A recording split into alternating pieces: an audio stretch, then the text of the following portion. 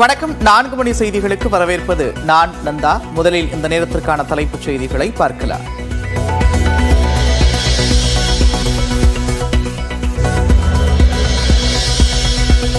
உலக chess champion பட்டம் வென்ற தமிழ்நாட்டைச் சேர்ந்த குகேஷுக்கு கேல் ரத்னா விருது அறிவிப்பு. ஒலிம்பிக் துப்பாக்கிச் சுடுதலில் 2 பதக்கங்களை வென்ற மனுபாக்கருக்கும் கேல் ரத்னா விருது.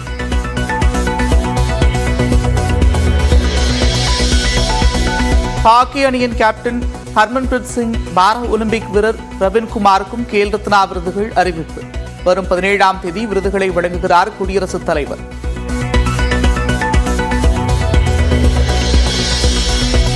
சிறப்பாக செயல்பட்ட 32 விளையாட்டு வீரர் வீராங்கனைகளுக்கு அர்ஜுனா விருது அறிவிப்பு. தமிழ்நாட்டைச் சேர்ந்த பாரா ஒலிம்பிக் வீராங்கனைகள் துளசிமதி, நித்யா, மனிஷா ஆகியோருக்கு அர்ஜுனா விருது.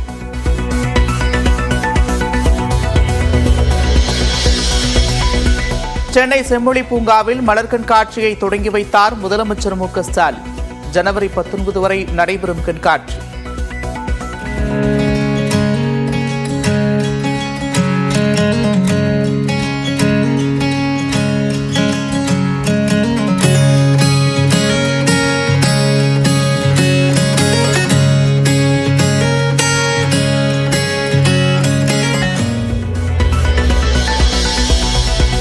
சென்னை செம்மொழி பூங்கா மலர் கண்காட்சிக்கான கட்டணம் உயர்வு. பெரியவர்களுக்கு 150 ரூபாயிலிருந்து 200 ரூபாயாகவும், சிறுவர்களுக்கு 75லிருந்து 100 ரூபாயாகவும் கட்டணம் அதிகரிப்பு.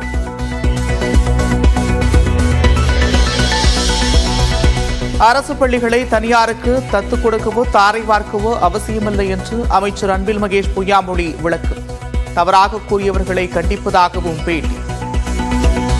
பத்திரிகை செய்தியில் வரும்போது தத்தெடுக்கிறாங்க, அதை தாரை வார்க்கிறாங்க வரும்போது அது சார்ந்து உடனடியாக ஒரு கண்டன அறிக்கை கொடுக்குறது அப்படிங்கிறது உள்ளபடியாக அதை ஏற்றுக்கொள்ள முடியாத உண்டாகத்தான் அதை நான் பார்க்கின்றேன்.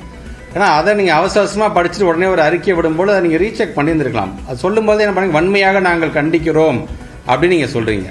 அப்போ நீங்கள் என்னன்னு முழுமையாக தெரிந்து கொள்ளாமலே வன்மையாக கண்டிக்கிறோம் என்று சொன்னால் எங்களுடைய பள்ளி கல்வித்துறை சார்பாக என்னுடைய அதிகாரிகள் சார்பாக நானும் அதை வன்மையாக கண்டிக்கிறேன் அப்படிங்கிறத இங்கே நான் பதிவு செய்ய நான் கடமைப்பட்டிருக்கேன். பத்திரிகை செய்தி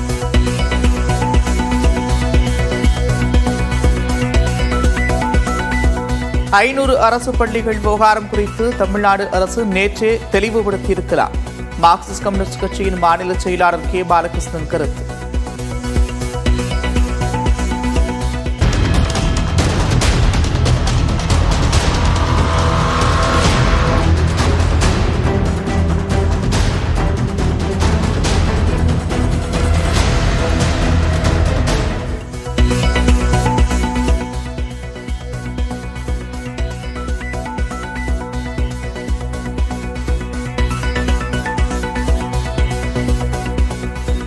கருத்து வேறுபாடு இல்லை என்று ராமதாஸ் கூறிய நிலையில் பனையூர் புதிய அலுவலகத்தில் பாமக தலைவர் அன்புமணி 2வது நாளாக ஆலோசனை.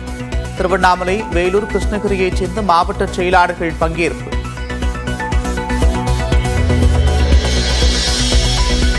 அண்ணா பல்கலைக்கழக மாணவி வன்கொடுமை விவகாரம் அரசியலாக்கப்படுவதாக உயர்நீதிமன்றம் அதிருப்தி.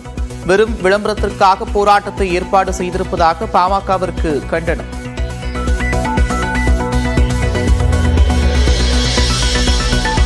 அண்ணா பல்கலைக்கழக மாணவி வன்கொடுமை விவகாரத்தில் நீதி கேட்டு போராட முயற்சி. சென்னை வள்ளுவர் கோட்டத்தில் தடையை மீறி போராட முயன்ற சௌமியா அன்புமணி கைது. குற்றவாளிகளை அரெஸ்ட் பண்றதை விட்டுட்டு போராட்டம், இந்த பெண்களுக்காக போராட்டம் பண்ணவங்களை எங்களை அரெஸ்ட் பண்ண வந்திருக்கிறாங்க. இதுக்கு இத்தனை போலீஸ், குற்றவாளிகளை பிடிக்கிறதுக்கு இவ்வளவு போலீஸ் போகல.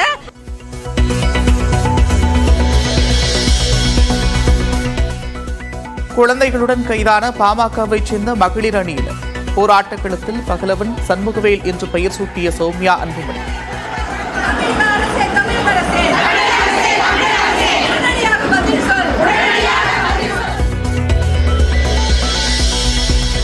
சென்னைக்கு வந்தது முதல் இன்று வரை 38 ஆண்டுகளாக கண்ணகியாக வாழ்ந்து கொண்டிருப்பதாக குஷ்பு பேட்டி. நான் என்னைக்குமே கண்ணகி தானே. புது சூழ்நிலையும் சென்னைக்கு வந்து ஒரு 38 வருஷம் ஆச்சு. 38 வருஷமா கண்ணகியா தான் வாழ்ந்துட்டு இருக்கேன். மனசுல பட்டது பேசுவேன், மனசுல பட்டது செய்வேன். கட்சியில் தனக்கு எந்தவித பிரச்சனைகளும் இல்லை என்றும் விளக்கம். எங்கேயாவது அதிருப்தி ஏதாவது வார்த்தை பயன்படுத்தினேன்னா என்னுடைய ஆதங்கத்தை சொன்னேன், அவ்வளவுதான். மனநிறைவோடு இருக்கீங்களா பாஜக? அப்கோர்ஸ், இல்லைன்னா இன்னைக்கு வந்திருக்க மாட்டேன்ல நானு. இங்கதான் இருக்கீங்க? ஆமா, உறுதியா இருக்கீங்க? கண்டிப்பா இருக்கேன். தை பிறந்தால் திருமதி குஷ்புவுக்கு வழி பிறக்குமா? அந்த மாதிரி வாய்ப்பு இருக்கா? ஏன் இது வரைக்கும் ஏன் வழி பிறக்கல? நல்லா தானே இருக்கேன் கடவுள் புண்ணியத்துல.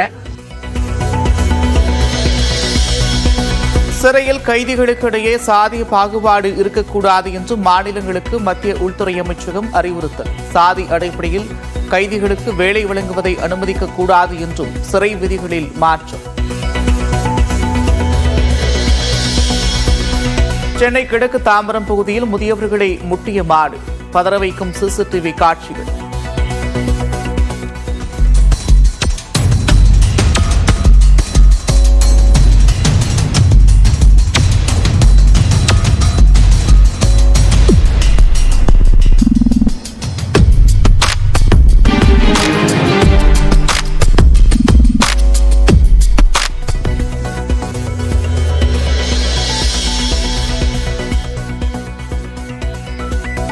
சிவகங்கை மாவட்டம் லாடந்திந்தலில் முள்படுக்கையில் மீது நின்று சாமியாடிய மூதாட்டி, அருள்வாக்கு கேட்க குவிந்த கிராம மக்கள்.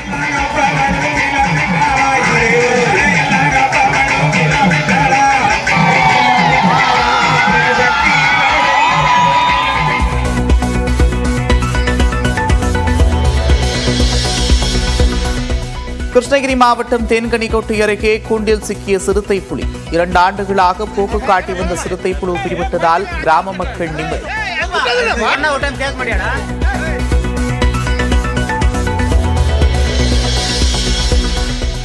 தெலங்கானாவில் அதிவேகமாக சென்ற கார் பல்டியடித்து விபத்து.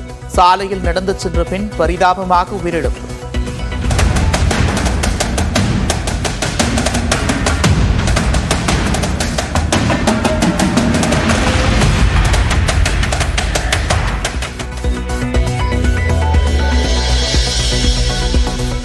அமெரிக்காவின் நியூ ஒர்லின்ஸில் புத்தாண்டு கொண்டாடிய கூட்டத்திற்குள் காரை ஓட்டி தாக்குதல். துப்பாக்கிச் சூடு நடத்தி 15 பேரை சுட்டுக் கொன்ற காவலர்கள்.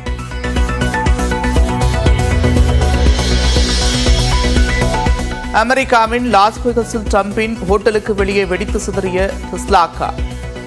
வெடிபொருட்களை கொண்டு வந்து தாக்குதல் நடத்தியது யார் என்ற விசாரணை.